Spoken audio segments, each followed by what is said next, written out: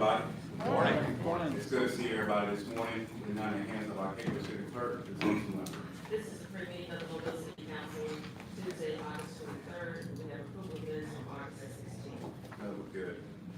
Appeals, we have, the appeal of the ARB is now installation of wood plank, doors. By $18. Ms. Carey, you want to bring up the speed or you go first? Yeah, I'm aware of that. Those doors do not impair the historic integrity of the district. They don't impair the historic integrity of the building. They are absolutely fine. Then Ms. Castro, did you want to make a statement? Thank you. Thank you. This is, as you say, an appeal from a decision of the Architectural Review Board, and the decision is due to be affirmed under the city ordinance unless it is arbitrary and capricious. This decision is not arbitrary and capricious. Basically, this is very simply one door, two applications. The owner, Mr. Lamont, came to the ARB, applied for a certificate of appropriateness. That's the ARB stamp of approval with one set of drawings that had a door with a big glass pane, which is what's required by the design guidelines. That certificate of appropriateness was approved. Then he goes to construction and he builds a completely different door that has no glass pane. Even though all the information said it had to have a glass pane, even though the application said if you're going to make any changes from what is approved in the certificate of appropriateness, then you have to come back to the board and make a new application. Mr. Lamont does none of that. When the property is inspected for a certificate of occupancy, the ARB finds that Mr. Lamont built a different door than the one that was approved. So an agreement was made that he could reapply to the ARB, second application, same door. He reapplies, the door that he has now does not comply with design guidelines, and the application is denied. As the board's position was very clear from the beginning, before he built the door, Mr. Lamont knew what was required. He built something else, and his application for what was built in complete opposition to what was approved was properly denied. That's not arbitrary and capricious. That's the only way the ARB can enforce its guidelines. Mr. Carey? Sure. If I could bring the council's attention to the first application that was made by Mr. Lamont when the ARB Board of Director himself, Craig Roberts, even stated that there's no precedence for the type of door that's on this building at all. At that time, the door could have been wood or glass, but he chose to go with glass. What actually happened was he actually came back to the board for the appeal but didn't have glass. In this case, the board members denied the appeal because it simply wasn't glass. 2 doors down, 4 doors, solid wood. Across the street, 2 doors, solid wood. I mean, even every characteristic of the door itself has every historic character you want. Going all the way down to the hinges on the door, it all meets the time period. This just comes at a time when one group was expecting glass and that glass didn't happen. The door does not impair the historic character or characteristics of the district. Mr. Davis? Ms. Kessler. Bring your mic on, Mr. Davis.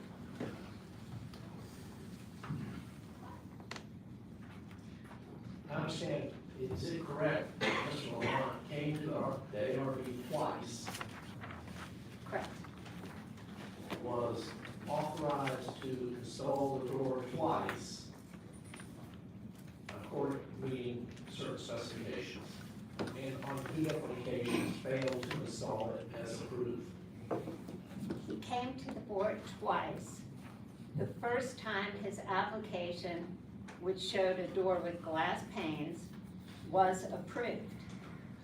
That should have been the end of the story.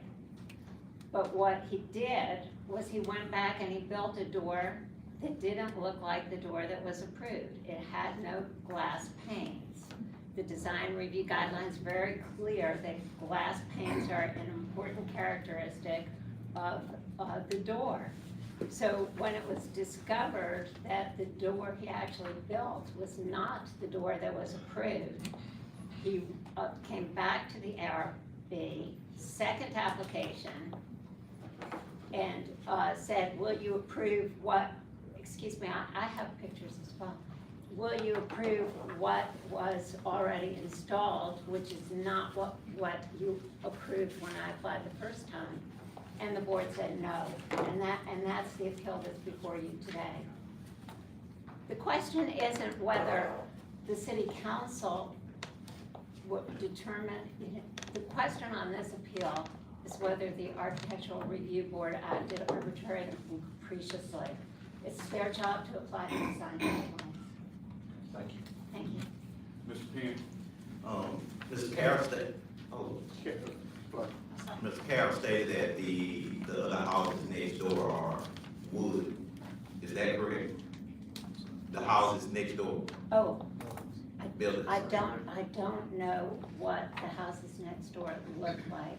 That's, that is not the standard for the architectural review board decisions. The standard is whether the design meets the design guidelines. And the purpose of the design guidelines is to keep an area that's consistent with the historic period in which it was built. That's why people create historic neighborhoods, and it's really the essence of what the ARB does. It's not to meet the lowest common denominator, whether, what your neighbor might have done. And some of those buildings might have been constructed prior to the effective date of the design guidelines. The point is to be consistent with the guidelines and to maintain the historic integrity of the neighborhood. I guess the reason why I'm asking that question is the other homes or buildings next to it, are they meeting the standard guidelines? The applications come to the ARB for new construction. The ARB does not police a neighborhood and say, you have to take down your door because it doesn't meet the guidelines. So what the ARB does is review applications for new construction. So your door might be out of compliance. Maybe your door was installed before the guidelines were in effect. But at the time that you remodel, when you're going to install a new door, that's when the ARB has an opportunity to say, this door should be consistent with the historic period of the time in which the building was constructed. So I'm gonna say this again, so my question is, you don't know if they don't meet the standard guidelines, the other buildings?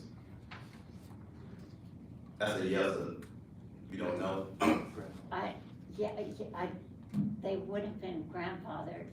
They're not, they meet the guidelines in that the guidelines do not require replacement. So the doors would have been grandfathered. Okay, thank you. Mr. Scott, then Mr. Dave, then Mr. Carroll. Jones, I'm sorry, Scott. We're actually trying this at pre-council, guys. Hold on. And that's an issue. Mr. Jones. I'm just confused, and maybe I need to get more information on, so I can see what the guidelines are, because to sit here and say that wood doors are not appropriate in the historical period just doesn't make it doesn't pass the litmus test for me. I mean, I've seen so many buildings throughout the southeast that were built hundreds of years ago that were built with wooden doors. And that is absolutely appropriate to the historical period. So to say that wood is not permitted doesn't pass the common sense test for me.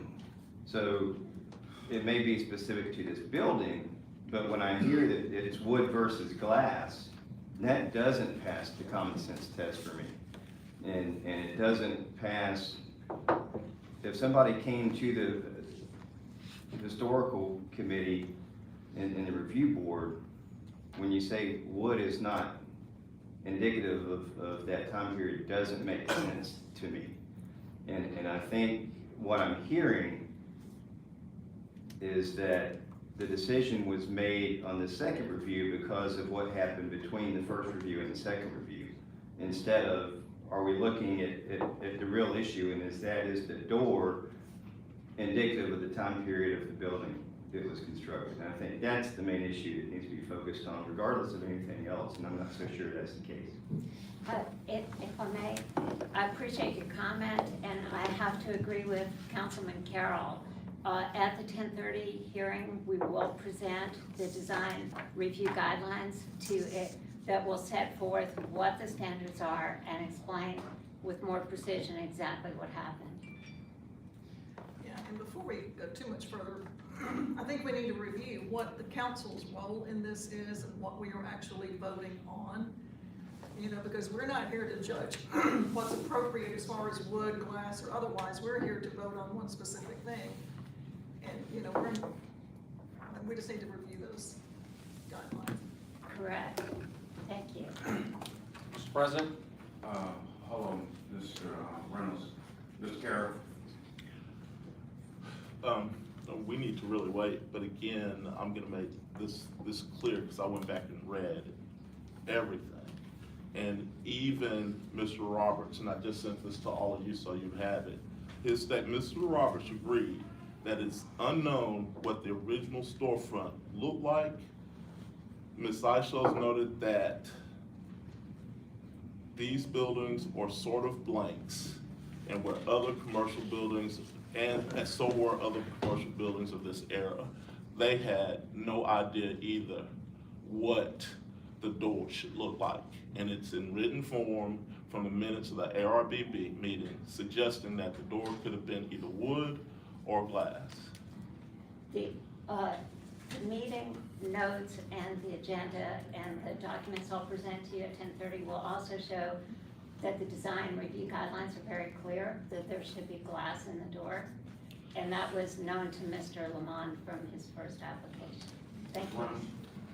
I'm gonna just read here, at the request of Councilwoman Gregory about the standard. The standard of review per City Code 44-81 is, the appeal shall be determined solely on the question of whether the board, in rendering its decision, acted beyond the limits of its power or abused its discretion. Which I knew, but thank you. Our attorney, are you good? You wanna make a statement? That's the standard. Abuse of discretion is the issue here, which is basically, did you decide in accordance with facts, law, and precedents? Madam Clerk? Any discussion? Request for waiver of the noise ordinance on September 3rd on Mill Street Park, September 3rd on Wellington Street, October 1st, Flag People Stadium, October 8th, Cathedral Square, August 27th, in Lane Park, Roman Parks Pavilion, and October 15th, Lane Park. That's weird, it's only an hour. It's gonna be a loud party, 1 hour. Public hearing is a public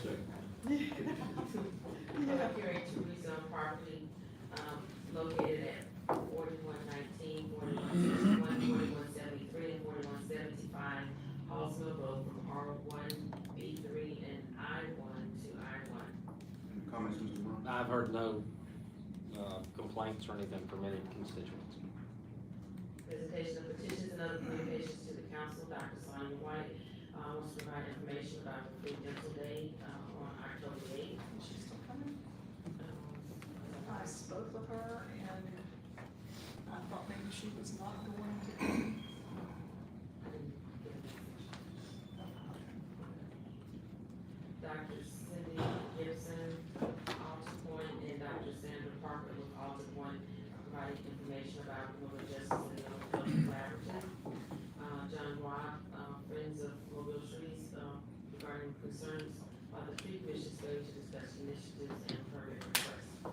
Mr. President. Mr. Jones? Yeah, I talked with the chairman of that committee, and I think the biggest issue they've got is we don't have all of our appointments made, and it's creating issues where they can't have a quorum, and they have to cancel the meeting the day of. So if you don't have anybody on that committee, it's sort of like the planning commission. I mean, they can't do the city's business with regards to the tree permitting and whatnot without this committee meeting and making recommendations, from my understanding, talking to the commissioner. So we just need to make sure we have our appointments made post haste, so they don't have any problems getting the quorum, so they can get these things done. Also, I spoke to Mr. Roth, but I think there are some appointments that were made, but they're still not showing up either. So at the same time, as the email sent out this morning, if we can just make sure that, you know, if we have not made an appointment, that our appointees are showing up. Because from my understanding, they had 5 supposed to have showed up this past meeting, and none of the 5 did show up. Even Mr. Carrot just appointed, you know, someone, you know, but they just did not show up. And so just need to make sure that our people that we have appointed are still on board. Well, I was informed that the chair postponed that meeting to the 30th, and that meeting has been rescheduled for this Wednesday. So that's my understanding of the process, not that no one showed up. I think the process happened that the chair just didn't inform the proper people that the meeting had been postponed. Yeah, there's apparently a lot going on with this, and a lot of different viewpoints on who's doing what, who's responsible for what, and that sort of thing. But also, it comes up, since there were 7 appointments by us, and trying to make sure that there is a quorum, should we look at ways to make sure that city business is done, some other method to try to get city business taken care of, if in fact there's not a quorum? Because, you know, this is not like other boards where you can continue doing whatever it is you do as a board, but when people are coming with permits and they need to get tree commission approvals through, if you keep putting them off after month, sort of a thing, because you can't get a quorum, then they find themselves in a very difficult position. So I don't know what we could do, and I see Jimmy at the podium, he apparently has some ideas that maybe we can think about. So we'll probably on the next city council agenda be proposing an amendment to the tree ordinance that allows for that if we have a failure of a quorum in 2 consecutive meetings, that it would be a default approval of that permit. And so that actually exists for individuals, it just does not exist for businesses. And so we'll be proposing that, to turn that over, mentioned to Councilman Small. Mr. Davis? This doesn't have really anything to do with what you talked about. I think to me, there are 2 issues here. First is the inability of the tree commission to muster a quorum. We've talked about that. It'd be nice if we could get some attendance information, looking back 6 months or 12 months. I don't know if they keep records like that, but that would let us know whether our appointees are attending meetings or not. But the second issue is just how it operates administratively. And I think this is what Ms. Gregory pointed out. If they're not, the planning commission knows whether they're gonna have a quorum or not before the meeting occurs, because someone apparently on the staff makes sure that there's gonna be a quorum. I don't know if that's happening with the tree commission, but it should be happening with the tree commission. Because it's to me, inexcusable that we would have applicants show up at a city commission meeting where there's no quorum, and where they apparently knew there was not gonna be a quorum. Except for the people who showed up. Except for the people that showed up. And so, I think, I don't know whether it's a lack of staff or organization or what it is, but it seems like to me that the tree commission needs to work a little bit better administratively. There are gonna be occasions when they can't muster a quorum, for whatever reason, or that the meeting has to be delayed, but in those instances, the people that are scheduled to appear before the commission should be notified. If I may, in response to that, I agree, Joel. I'll tell you, on the planning commission side, it's the city staff that's doing all the coordination and the admin work. So what I don't know is on the city side for the tree portion, who's doing that for the city? Because it's not the commission that's doing that work, it's the city that's pushing out and doing the coordination and doing the messaging. So it may be how that department is configured and do they have the manpower to do that? Because obviously the planning side of the city is much healthier, probably with regards to the number of people they have that can take that task on. But it's something we definitely need to look at and how that communication works and the administration of that commission works. So I agree with those comments. Barbara? Yeah, to Councilman Days, it's my understanding that the last actual quorum of the tree commission was in March of this year. And I think that was because it was Zoom. Yeah. And that was a person that asked me, could they go back to Zoom? I said, can't. Well, we can't have who's showing up. Yeah, I can't do it, yeah. I think we only had 4 appointees so far in that time period. So that, when you only have 4 getting a quorum, if one's absent, they can't meet. So that's a problem. And I was gonna say, to Mr. Jones's question, the staff is showing up. The staff has consistently showed up. It's the appointees who are not showing up. But I'm talking about the communication of the staff to the commission to make sure there's a quorum. You know, Yeah, are they because reaching out to like I said on the planning commission, I get an email Monday or Tuesday of every week of a planning commission saying, are you gonna be there? And that comes from a city employee, you know, it doesn't come from a commission member. So that's just what I'm getting after there. If we apply that same technique in application, I think that would help. So that there is communication, you know, across the board. Mr. Ryan? I don't have anyone appointed to this board currently, but we'll be making an appointment in the coming weeks. But I think this is an opportunity maybe the clerk's office can help us with.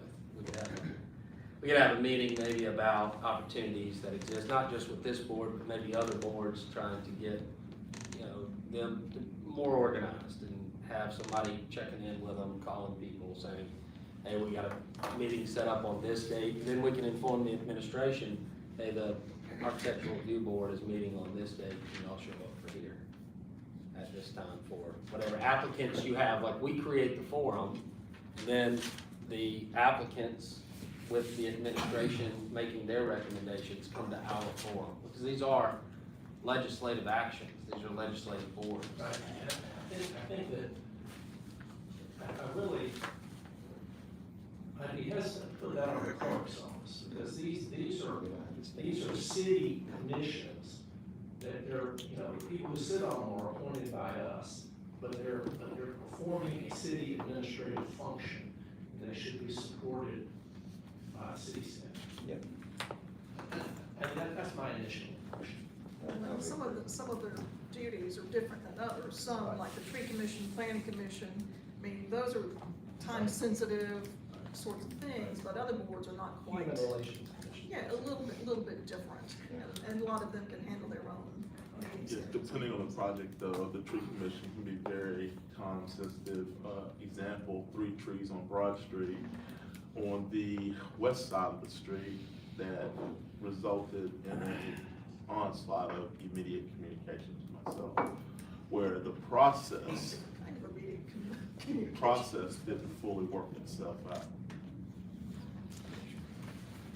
All right, just to make sure we can just check on our appointees. Mr. Ryan? Yeah, who does the board of zoning adjustment arrangement? That's city staff does that one as well. Okay. Madam Clerk? Resolutions held over 08693, approved purchase orders for various city departments. 08694, approved purchase orders to Gulf Coast Trucking Equipment for mobile charging station for electric garbage truck. 08695, approved purchase order to Thompson Tractor for emergency generator for fire station number 16. 08696, approved purchase order to the QAB Survey LLC for annual renewal of software for MPD Cyber. 08697, approved purchase order to GT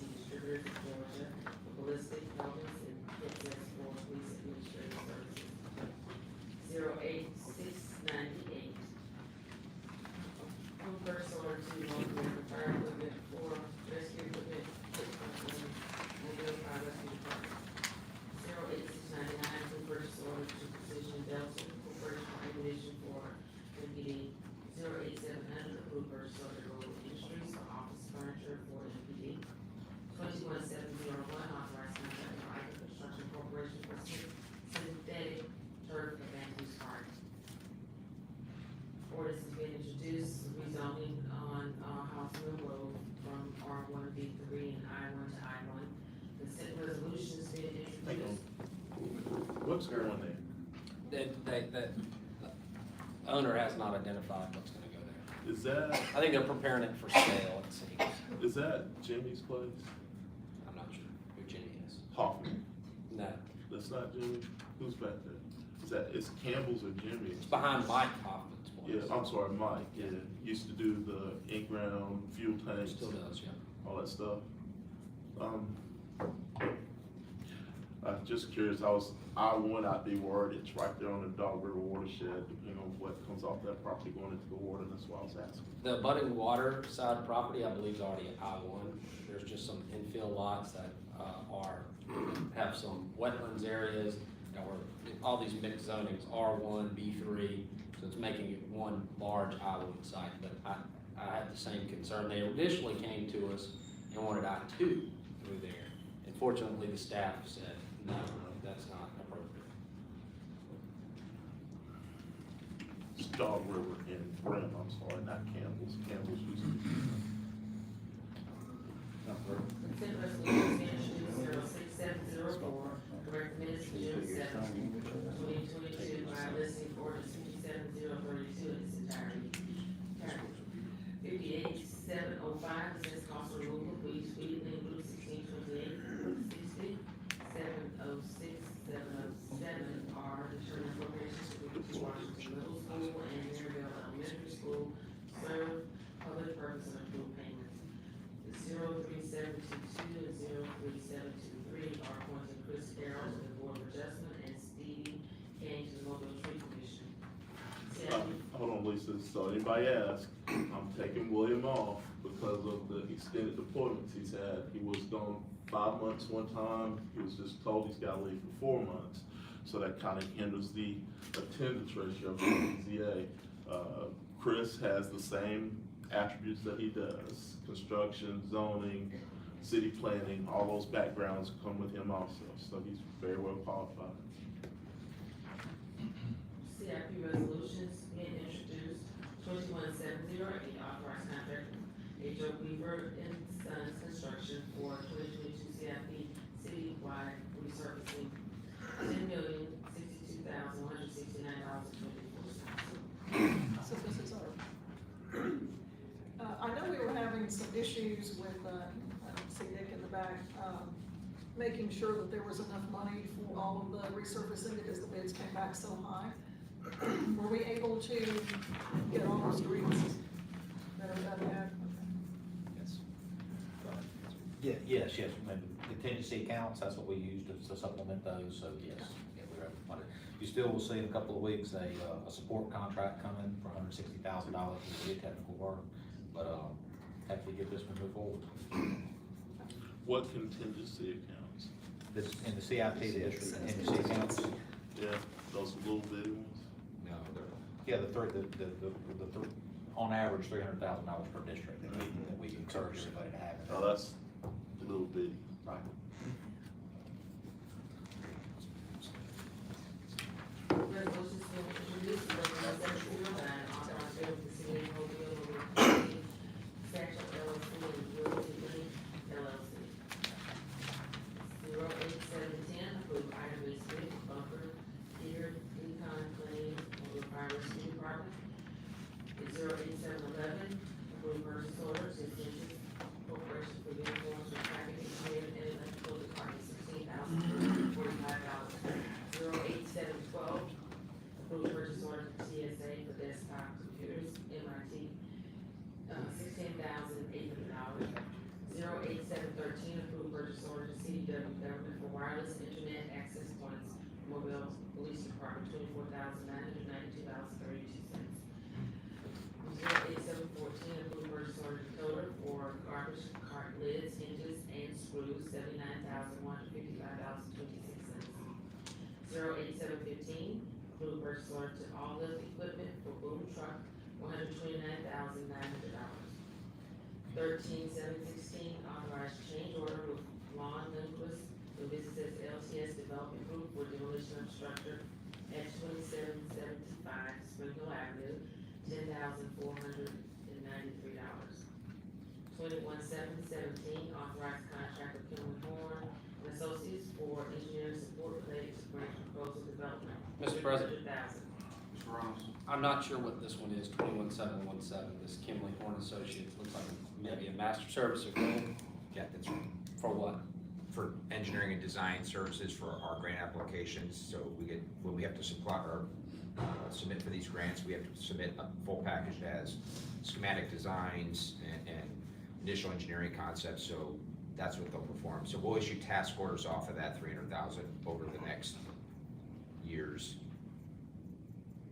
Is this something we've done in the past, where we basically set aside, say, $300,000, and then that operates sort of as a fund for whatever our heart desires for a grant application, to tell that contractor to prepare these documents in this way so we can get this grant? Is that how it works? That is exactly how it works, and the answer is no, and that's part of the problem, that we've had bad proposals and submittals for our grants that have wind up costing us millions afterwards because we haven't done the due diligence leading into it. So to preclude that and to preclude coming each time for a small amount, we set this money aside to be able to issue those task orders and do it in a more deliberate fashion.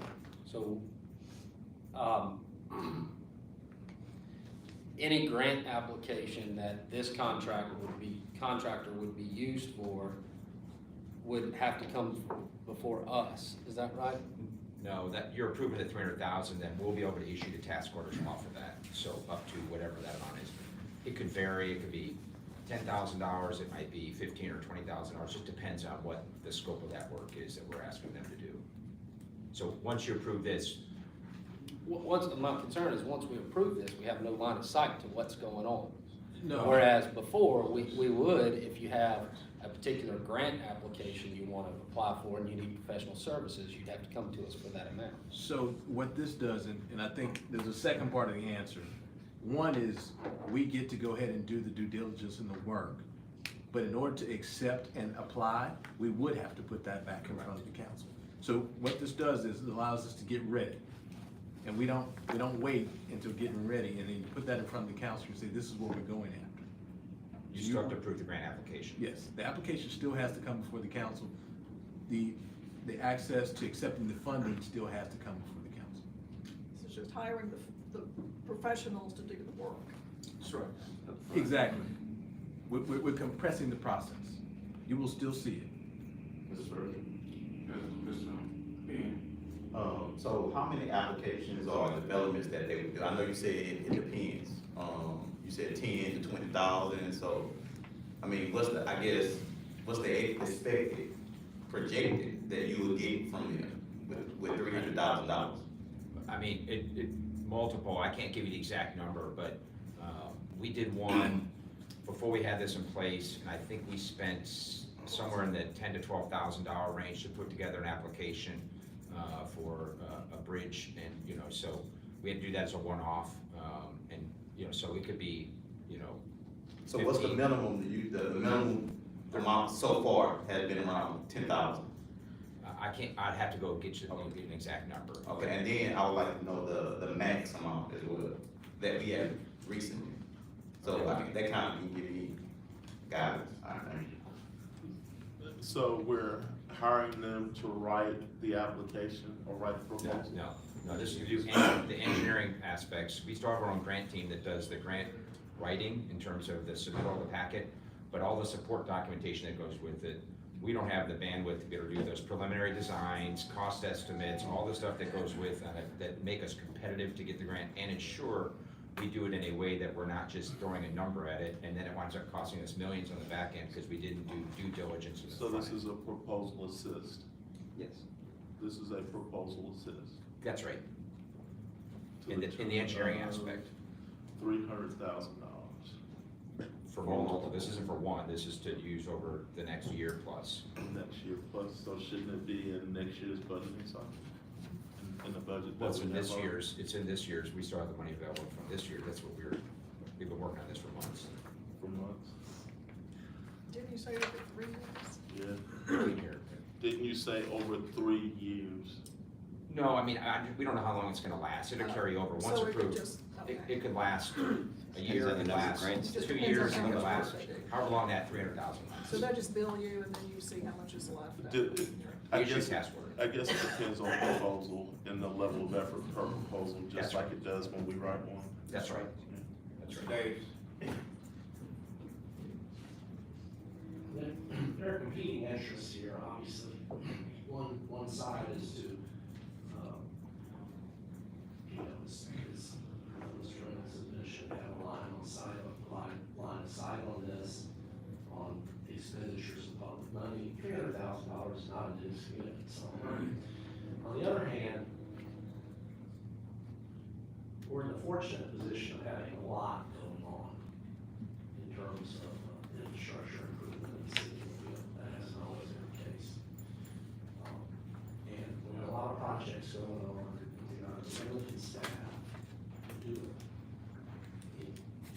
I think that this proposal is for us to authorize expenditures of up to $300,000 with Kimberly Orman Associates in order to assist with engineering of projects as they come on, as they come up.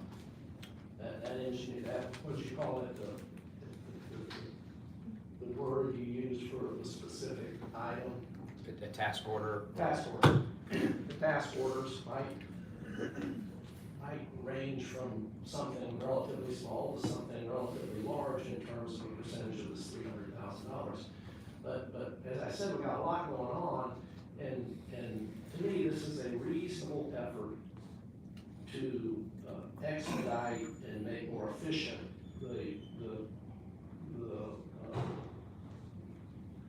the application for these various grants in light of everything else we have going on and are trying to get done. Mr. President? yeah, Mr. Jones. Yeah, it's, look, I think this is a good initiative. When a grant proposal is, when it comes up, number one, we don't know when the staff's gonna find it. These things are out there, some of them pop up with a very short deadline, some have longer deadlines. When you get into grants that require this level of input, there's normally various chapters or annexes of this grant that have to be put forward. From what we have done in that area of expertise, scope of work, et cetera. But this would be a separate chapter that's required to put forth our grant application. I agree with Joel, we have a lot going on. Our engineering department is swamped with all the efforts that we have trying to get the normal business approved, and then this would be an initiative on top of that. So, and your point, Corey, sort of to help answer that question, you don't know what level of effort, depends on the level of effort required for the engineering diagrams as to how much that would cost. So if it's a minimal effort, obviously the cost is lower. If they have to put forth a complete engineering package for a bridge or something, that's gonna be a little bit more expensive. So it depends on the level of effort. It's hard to pare that down to a specific answer on it, if that makes sense. My question back to the administration, this is what I've been talking about with trees and drainage ditches and rights-of-way mowing. Why can't we take this approach and put aside a pot of money to a contract organization that does the work and give them the tasks so that we can get these things knocked out in a timely manner? I got 3 more calls this week on different drainage ditches that hadn't been cut since February, March. And if we have something like this in place, we can call and we know our bandwidth is short, this would alleviate so many issues that we deal with on a daily basis. And it makes too much sense not to be doing this on the public works side with the drains and infrastructure. Mr. President. So I guess the real question is, this $300,000 for a master service agreement with Kimley Horn, what is this, what projects is this for? So, again, we have some idea of some grants that are on the horizon that we know we're gonna need to use it for. There are ones out there we don't know yet, but we anticipate will come down, and experience has shown that they'll come. There's no doubt they're gonna be there. We've got a $1 trillion infrastructure bill that's got more grants than we'd ever wanna apply for, that we're gonna need these services. That's part of the reason why we looked at now's the time. Unlike any time in our city's history, probably in our nation's history, there are gonna be more grant and funding opportunities to pursue. We wanna make sure we're postured to be able to meet them and go after them in the proper way. Thank you for that, Mr. Black. I would also ask that prior to our voting on this next week, that you supply us a list with the grants we intend, that we know to go after, and the approximate total of engineering costs that are associated with those in order to submit a winning application. That would be great. So that way we know how much is left in the slush fund. You know what I mean? So, You know, I'm not, I mean, I don't mean that in a derogatory way, but, you know, how much is left there in the. No, I'm sorry. But, you know, if we have, say, $200,000 we expect from engineering required for grant applications, we know that, you know, we got approximately $100,000 set aside for some future grant applications. That gives us at least some line of sight to where the money is, or, you know, the taxpayer knows that, you know, being used appropriately. no problem. Thank you. Mrs. Gregory, Ms. Gregory, Yeah, and with this particular company, Jim, they do this all the time as far as keeping up with the different grant opportunities that are out there, so it's sort of a full-time job for them, which is not for our folks, so therefore there will be more opportunities. Well, as far as knowing about the opportunities, really, for people who do this all the time. When we do get the contracts for the work, and we are approving the various contracts or grant applications, then that's a good time for you all to say, yeah, this work was done by Kimley Horn, and maybe at that point you can give us an update on bid slush fund. This may stick. I didn't mean it derogatory. Yeah, well, you said it, so you. I guess I gotta own it now. I wanna go, Mr. Penn. Thank you, Mr. President. I agree with Joe. You know, this is a great opportunity, but at the same time, we here to represent the people. And many times, we're gonna get the phone calls about any situation we approve. So the reason why I'm asking is for knowledge. You know, I think it's important that anything that's come on here, that if a constituent calls, I can break down and tell them that information, because many times they might can't reach you. But they can reach me in that grocery store at that football game. They're gonna let me know. And so I need to have the information and knowledge for it. So it's not that a lot of times I believe even Ben is not asking like, hey, we're against something. We just wanna have knowledge of it. So just wanna make that known. Thank you. Mr. Carroll. When we get to the end of this agenda, I wanna go back to the paving contract and the contingency process. Cause I really don't know how the contingency can be spent without, especially if it's in a District 2 CIP, without approval from me or even request that it be used. Goes back to citywide. It doesn't go back to citywide? Yeah, it's citywide. So did y'all make that up out of citywide, or was it made up from CIP come from? It was in our own. Yeah, but how do they use that without approval from us? If they're gonna use the contingency, then somebody needs to say, hey, we're coming and we would like to try to use the contingency. We'll show you where we have it pulled up. Just, we can go back to it when we finish Yeah, we'll catch up to it. I got it. because it might take a few minutes. Keep going, I just want to come back to it.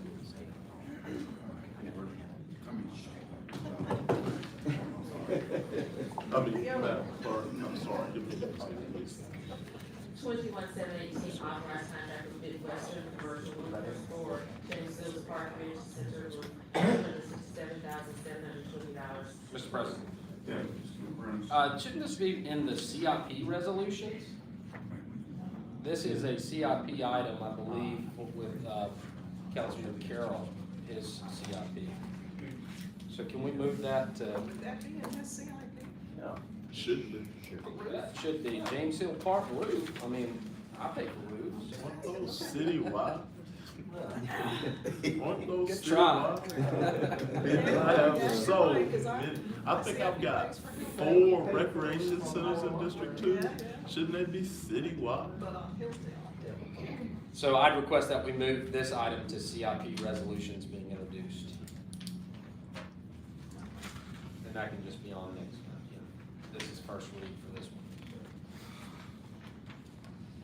one. 21-7-19, authorized performance contract with the Explorer Center, to lease as Explorer Science Center, $60,000.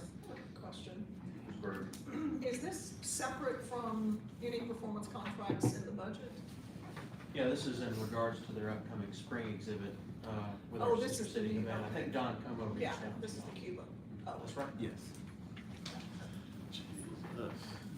Are the doors to Cuba still open? I think it depends. Huh? I think it depends, I don't know. Madam Clerk. 25-7-20, accept permanent drainage easement on the board of water and sewer commissioners of the city of Mobile for the Mobile Bay Shore Habitat Conservation and Acquisition Initiative 3 Mile Creek. Explain. Ms. Carroll. Can somebody explain this? What are we doing? This is, yeah, this is the, I don't know, Jen, you wanna talk it, or Howie? Jen, this is reference the, what's termed as the plug, approval. The plug in the what? I'll explain. Good morning, everyone. This is actually a dredging project to reconnect the historic channel of 3 Mile Creek. It's been sedimented in for a long time, and it's part of our NIFWIF project that we have that we're executing. This is one of the final projects. I have a map if you'd like to see it. That's Conception Street Bridge, and then you make the left turn and go back around by Juniper Street up in there? Correct. Yeah, I know what you're talking Yeah. And so the point of this project it's been a long time coming, about 15 years. All of our environmental partners are very supportive of this project. It reconnects the natural waterways, so it improves water flow and the environmental conditions in that area. And it also provides a really nice area for recreational kayaking and other things in that area, so it's got a couple components. about. Bunch of alligators right there. Yep, it's wildlife healing. Any other There's questions? also a homeless encampment right there too, about 150 people.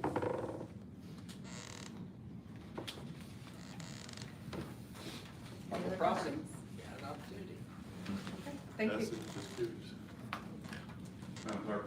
Call for public hearings, 41-7-21, call for public hearings to consider adoption of 2022-2023 general fund capital and convention center budgets scheduled for September 6th. Mr. President, Mr. Jones. yeah, I'd like to ask the finance department, I sent an email earlier this week.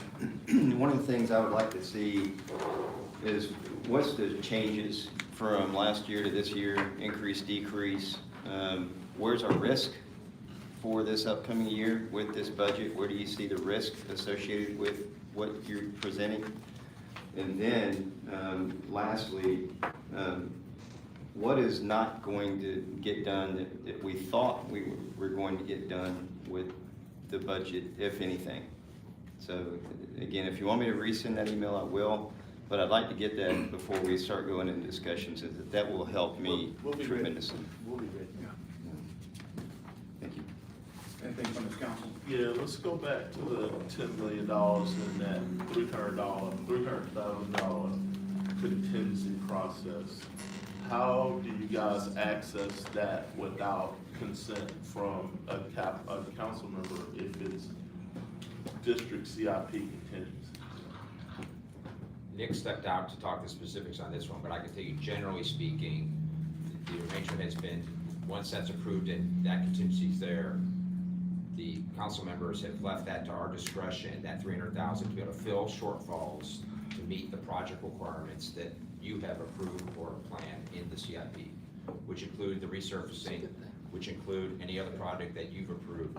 So then we use that contingency to fill shortfalls. Most recently, of course, there's been significant increases in the bid prices, so we use that pot to be able to fill those gaps and then make them whole.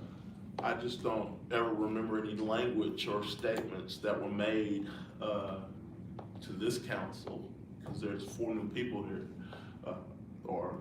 there's 4 new people with a different process, and I don't remember anything about at our will for your discretion to change or use some funds without notification. There wasn't even a notification.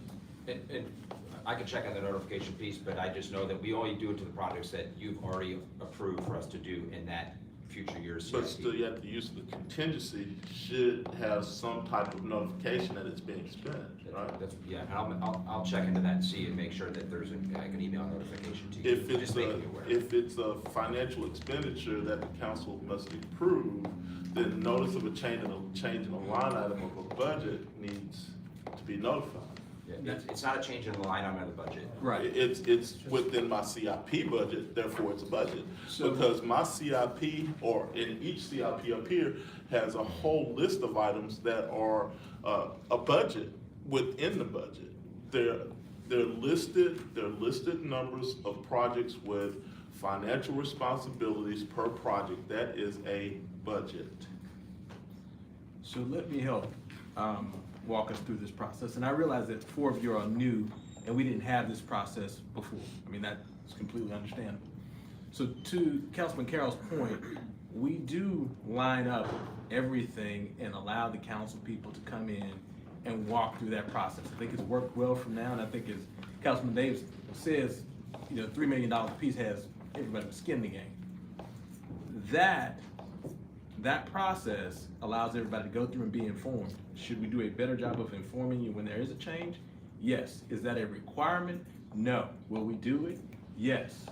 Because it just makes sense to do it. If it's not a requirement, then it isn't a council CIP. It's just another line item which the administration can spend money on whatever they want. No. Mr. President. Within the possible limits, I'd like to make a comment, Mr. Carroll. Mr. Davis. I just answered the question. Yeah, so to answer the question, we use that money specifically and very carefully only to fill the shortfalls in the projects that you've approved and the process that we go through over many months. And we proportionately work very, very hard to proportionally only allocate amount from your contingency to the part that's commensurate with your project. I understand that, but where was the request to change the line? There's no request, it's not a change, you've approved, we've told you we're gonna set 300,000 in that contingency, and you've said that's okay, and we're gonna use that to fill the shortfalls in the projects that you've authorized. So on the next project, if I need $300,000 for a project that I've approved, but you've changed the line of the contingency and I don't know that and I need additional funds, then how am I to know what's available? Yeah. Good Again, point. How am I to know that? Again, we will keep you informed, and to Ricardo's point, we can make sure that communication's better, but I would tell you, we generally try and make sure that you're informed, and I think we talk to most of the council members to tell them, hey, we're gonna be using X amount of your contingency to fill this Well, shortfall. nobody said a word to me. I'll double check on that. Mr. Davis.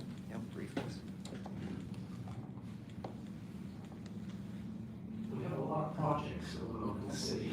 We're spending more money on infrastructure than we've ever spent before every single year. And we're doing it largely with the same amount of staff we've done before. Less. And so I think that reasonable measures in order to expedite the process are appropriate. And to me, it's a very reasonable measure. We know that there's this amount of money set aside for contingencies. And that's what it's being used for. It's being used to fill a hole in contingencies. So as long as we know that's how, as long as we know that that's what it's for and that's what it's being used for, I think the problem, and I understand the oversight responsibility of the city council, but I think there's also a risk on some of these items where we so hobble the process that we can't get anything done. We're having trouble getting things done as it is. If we make the administration come back here, and $300,000 is a significant amount of money, I understand that. But reasonable steps to make the process more efficient, I think are appropriate, and to me, this is a reasonable step. Mr. Reynolds, then Ms. Gregory. I too raised that concern that you had, that having line of sight to the capital improvement money for your district, that was important to me too.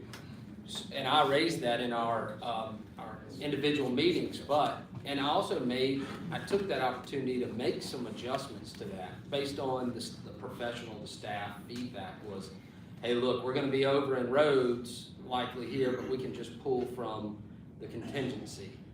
But then there was additional money that were going into essentially a contingency fund for sidewalks. Well, I made the decision at that point that, you know what, if a sidewalk doesn't get built and that money could be better used somewhere else, then maybe we shouldn't fund that contingency pot, you know, at quite a high level. Maybe we can draw that back and put it somewhere else. So in those meetings that we have, I think it's important that when it's put over into contingency, we know that it's gonna be, you know, handled appropriately by the staff, that it's going to be applied only where necessary, and also based on what priorities you lay out at that time, which I laid out my priorities to them, that, you know, I want ditches repaired and replaced, and I want roads paved, so. Mr. Gregory? Yeah, and I agree with everything that's been said, because the contingency is there for when something goes over budget, or something comes up you weren't expecting, the money is there. I think what Mr. Carroll was saying is that he just didn't know that his contingency money was being transferred over into resurfacing. I mean, I knew ahead of time because I knew what my cost was, and I had talked to Nick about resurfacing, and he had said, yeah, the only way we're gonna be able to do it is to use your contingency. I said, fine. You know, so maybe those are just conversations that everybody needs, so that we're just aware. When it is being used, because in the past, when there have been other projects that I didn't have funding for, they say, well, we just need to use some of your contingency. Okay, fine, you know, but I was aware of it. Mr. President? Hello, Mr. Penn? No. Okay, Mr. Jones? Yeah, just, I agree with everything that's been said here on both sides from Mr. Joel and everybody else, but I also want to say that y'all have held quarterly meetings with us about our CIP.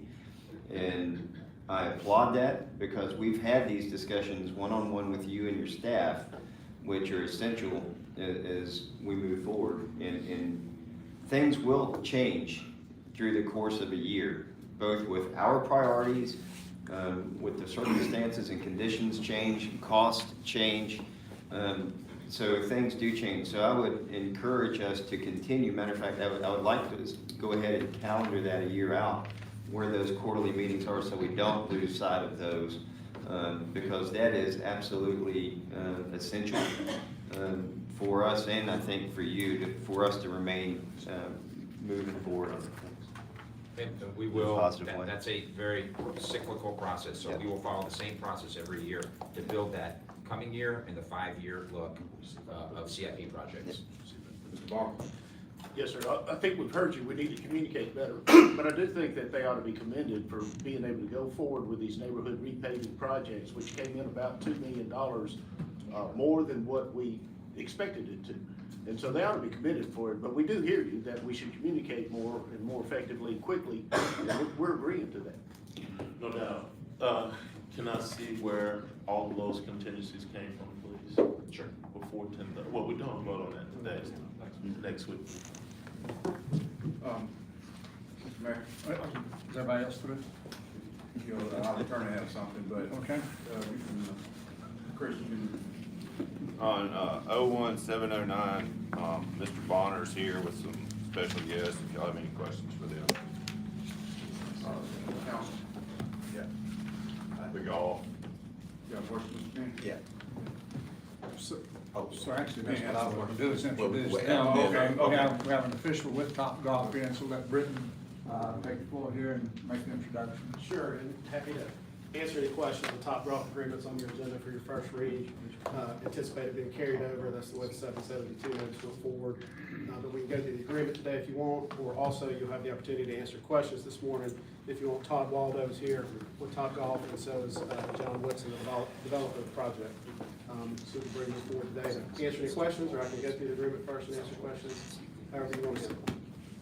Just go ahead first, and then the council come back and ask questions. Okay, well, I'll briefly walk through the agenda. The agreement, most of it has been laid out already since the county took action yesterday on the mirror agreement. The project agreement before you is for the development of the site of the former Hollywood Studios Theater at the corner of Government and I-65. It's a 13.5 acre project development. 9 acres of it approximately will be used for Top Golf. Top Golf is proposing to construct a $22 million facility with a 60 bay facility having multi-stories. It is a prototype concept that they are rolling out in 3 or 4 cities. They'll get into the details on the project itself. The commitment in the project agreement from the city is the same as from the county, which is $1.25 million to go to offset development costs with regard to making the site usable and functional as a site for Top Golf. The agreement has the standard clawbacks in place for this type of project, which requires it to open by a certain date, to remain open, and to hit its employment projections. They project 150 employees, probably more, and those employees are a mixture of full-time and part-time employees. That's the general overview of the project. The project agreement also contains the provisions with regard to focusing on DBEs and minority businesses for inclusion in the project development, for hiring local, county, and city contractors, and a preference for hiring local, county, and city employees. This agreement also is one of the first agreements where we started implementing portions of the Mobile First program that was developed through the Mobile Chamber of Commerce, which will require actual reporting back on those efforts in terms of meeting those benchmarks for hiring and contracting. Those are goals that you're going to see integrated into more and more into project agreements going forward as they hit your agenda. So that's the basics of an overview of the contract. I'm happy to answer any questions on the project agreement. Any questions with regard to the specific contract, we will call for the Top Golf executive for that. Mr. Penn? Thank you, Mr. President. I know you mentioned 150 employees, part-time, full-time. What would be the part-time wages, and then the salary for full-time? I think the Top Golf guys are gonna address that this morning. Todd, you wanna go ahead and step up, and we'll take those questions, unless y'all got something else specific for me. I'm not sure. The $2.5 million, can you be more specific in what the use of that is for? The requirements for the 1.25 coming from the city are the same as 1.25 coming from the county. And those are going in once they get their final funding in place for the project, once they close their construction loan. The city funds will go in after that to be used in the construction and development process of the facility, such that it is able to be used as a Top Golf facility. So this is for bricks and mortar? Correct. Okay. Mr. Walden? Mr. President, Mr. Jones? I've got one question. If we did not provide the funding from the city, are they still gonna build Top Golf in the city or no? I'll let him answer that specifically for the company. You know, we treated this as a competitive project. We competed for this project. The city's been recruiting a Top Golf for a number of years. This is probably at least the 4th or 5th iteration of a project that we have worked on, looking at multiple sites, not only the city, but along the entire Gulf Coast. I don't know what level of specificity he can get into with their site selection process, but we know that we're looking at locations in the Mississippi Gulf Coast and in the Florida Panhandle. So this was treated as a competitive project, and that was based on competitive news in the market that we were competing, and the other locations knew they were competing as well. Okay. Well. Good morning, everybody. Todd Waldo, Top Golf. Excited to be here today about the opportunity to bring Top Golf to Mobile. With your support, we can make this a reality. There's been a few questions specific to jobs, the incentive, and I will say that the incentive is critical to the viability of bringing Top Golf to Mobile. So with your support, we can make that happen. As far as economic development opportunities, there's significant opportunities associated with this project. We're making a $22 million investment in the community, creating over 150 jobs, permanent, once the venue is operational, creating over 100 jobs during construction, estimated to create over $750,000 annual tax revenue. It's just significant investment to a idle property that's out there now on Government Boulevard in 65. We have been looking in the Mobile area for many, many years, and the entire Gulf Coast region as well, and feel that we selected the right property to be successful in the greater Mobile community. So hopeful for your support and happy to answer any further questions that you all may have, but this just brings us one step closer to making it a reality. Mr. Penn? No, the wages, you mentioned part-time salary, wages, as well as salaries for full-time employees. Yeah, we have a range of positions associated at the venue. There's 15 to 20 different positions that are available. Some are part-time, some are full-time. We offer competitive wages for hourly associates. Full-time employees, we'll have about a third of the entire employee count being full-time, 2/3 being part-time. Salaries range from up to $100,000 for general manager, various range of salaries, but competitive wages that are offered. Again, this labor market, it's very challenging these days with that. We're hoping of creating up to 150 to 200 jobs with this project. So you don't know the hourly wage? That will range. It'll be competitive within the marketplace. What's our marketplace range right now? Well, I don't have that information to share with you. We're a year and a half or more away from even being in position to open our doors. There's been a lot of changes in the past year.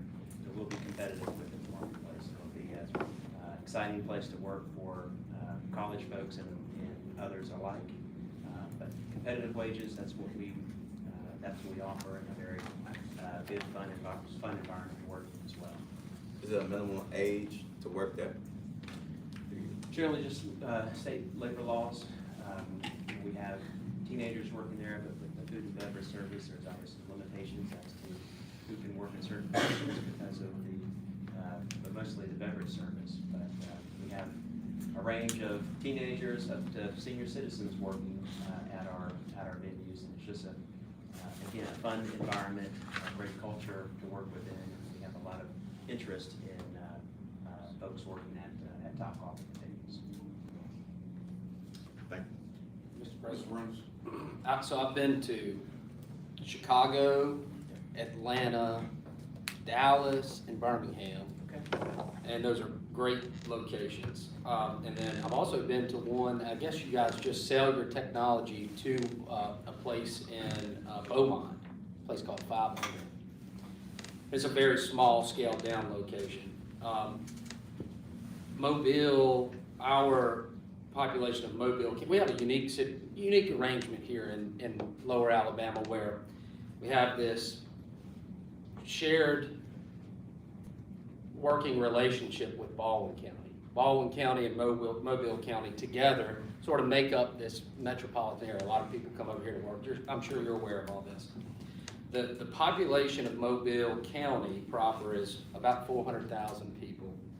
And the population of Baldwin County is about 240,000 people, so about 650,000 people between the two. You're probably aware of all this.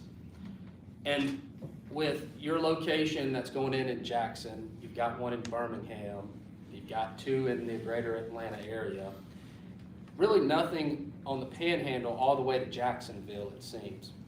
But you do have some competition, it seems, in the marketplace down in South Florida, where I want to ensure that we're scaled appropriately to take advantage of that business in the Panhandle and know what your future location placement is in the Panhandle, and if you have any feel for the competition coming and placing themselves in the Panhandle and even maybe further west. Well, I'm here to speak today about what we're bringing to Mobile. Okay. And it's going to be a world-class golf entertainment venue.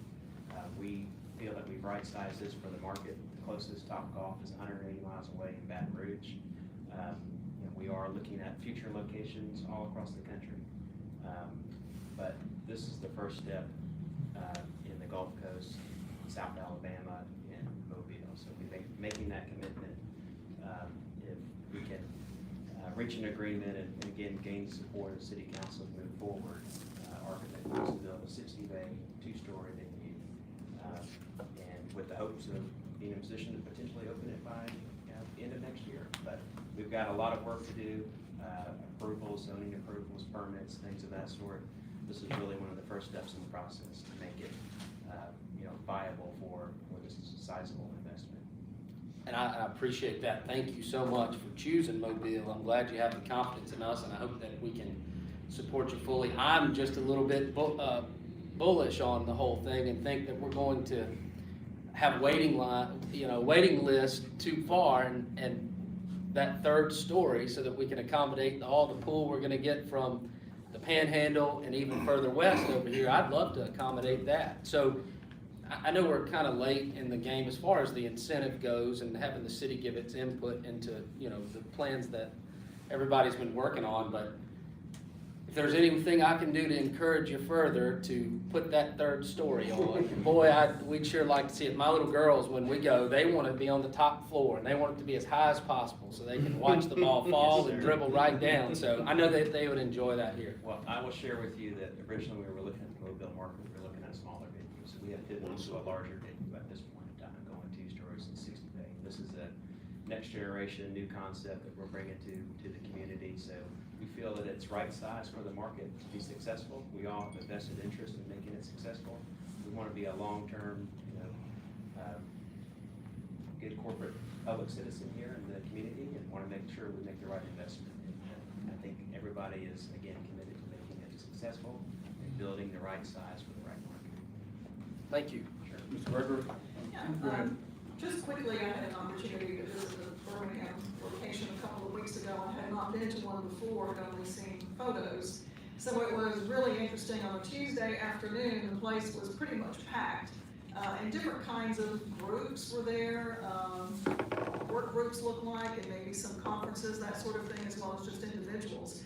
If you're going into one of these places thinking that this is a really serious golfing, type experience, not really, but it's more of a group thing, entertainment venue, bring your friends, bring your family, because you can eat and drink and, really socialize as well as trying to hit golf balls. And there were some guys in front of us who were having a very large time slicing and dicing those golf balls. It was really fun to watch because they had no idea what they were doing, but they were having a great time, and I think that's all part of it. So for me, it was more of an entertainment venue for people to come and bring families and friends and just socialize, as well as hitting golf balls. And I have to tell you that I don't play golf, but I did a pretty good job. My husband was slicing them everywhere, and mine were going straight. Well, thank you for sharing that. Most of our guests actually identify themselves as non-golfers. They never picked up a golf club before, but they're here to have a good social experience with their family and friends, and it's all about creating those connections and having a good time together. We've got all the latest and greatest technology, immersive entertainment, but it's creating those family-friendly, community-focused concept is what we really want to strive to achieve. And if we are busy on a weekend night, that means we're doing some things right if we have that commitment from the customers. Mr. Mayor? Britton had one more thing and then I'll speak. Yeah. Just want to follow up on just one other topic. This is a project that is different from most others that we bring forward requesting for incentives. Most folks will characterize this as a retail project. We look at this as a retail/entertainment project. It's the first project of this type that we've recruited and brought forward requesting incentives. There have been only possibly three other retail projects in the 3 years that this administration's been in place that have incentivized a retail project. So we viewed this as outside the norm and not a typical project. The entertainment piece was the big piece to it. And in doing so, the Chamber of Commerce did get involved. We ran the same economic development analysis, the cost benefit analysis of what this project looks like, what the net benefits are, what the return is over a 20-year period. David's going to real quick hit those numbers as well, just so that you see those. And this was ran on the same formulas that we run any other typical commercial or industrial project as well. David. Thank you, Britton. Just real quick, just to go over a couple things with you guys. We are expecting on a 20-year analysis for this operation to have nearly $20 million of new revenue back into the economy. That takes into account your new sales tax revenue, new property tax revenue, and where those wages come from and how they're paying into that. To answer your how we ran this analysis for the wages, we're able to run off their NAICS code, their North American Identification Classification System. So basically, we take a like venue and compare it to this market on historical data. Competitively, that's $15 to $17 an hour on those types of jobs. Now, obviously, because of the part-time stuff, that takes that down a little bit, so you'll see an increase of that. But we do fully intend, we ran our analysis of what the normal current classification is of that, and we expect it to be even higher than that coming into this. So very conservative numbers on that nearly 20 million, which means your rate of return on this is about 2.3 years total for this community. We've been able to see based on the revenue coming back into there's a 40% rate of return on that we have in our analysis for. So. I'd like to say it's been a long time getting here, probably 5 years, a period of time talking to Topgolf. Initially, Topgolf, when they entered the market, they were an unproven entity, and so they went into cities, and they, at that point in time, they had something to prove to those cities, and so they were able to go in, Birmingham, Huntsville, and so forth. Well, now they are proving what they can do to a community and how it improves the entertainment, just the quality of life. And so it's become now upon the communities to say what they're going to do, because we are wooing Topgolf. Everybody else would like to have Topgolf, and so it's a competitive process now. And so I would say that where our sister cities maybe didn't have to incentivize them, I don't see that's certainly not the position we found ourselves in. So I'm very excited about this. I know each of you from time to time have friends say, well, there's nothing to do in Mobile. Well, I can guarantee you, this venue is something that any Mobilian can participate in and enjoy. Mr. Davis? I just wanted to thank Mr. you for what you said at that last comment about why this retail project is different. We have been very hesitant, I think appropriately so, to incentivize retail projects. Because a lot of time, what you're doing is you're just helping a business come into town that's going to compete against your existing businesses. And we should be thinking really hard before we say that. But that's not the case with this project. And so I think it's an appropriate use of these incentive dollars in order to bring Topgolf to Mobile. I don't see it competing with any of our existing businesses. And I think it's proven concept, so I'm for it. I would like to join my colleagues and say thank you all. Also, I was having an employee meeting yesterday with some of my manager here from Boston about a year ago, and it was talking about Topgolf, and one thing he said that means Mobile's on the map. Mobile's getting a Topgolf now. A couple weeks ago, Councilman Carroll and Councilman Jones, we attended a big convention downtown Mobile, where people was all across from Bahamas and et cetera, here in Mobile. And I brought in a big convention back in 2019, and pretty much, Mobile had a reputation of, being dead at night, so with the revitalizing of downtown, and now we got Topgolf coming in. We have places where convention people can go after they finish the conventions and their workshops and their seminars now. Many times I go out on conventions, Topgolf is one of the places that they head to.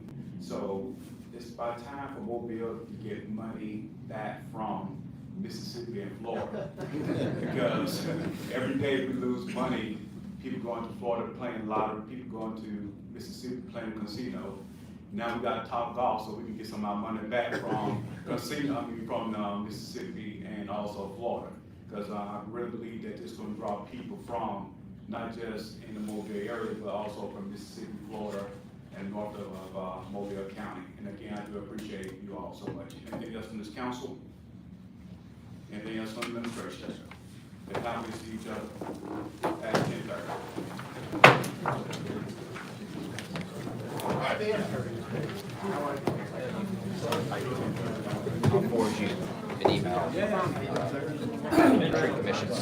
send out emails in advance of those meetings to remind people of the minutes. So, how much is it? Either comes from him or from,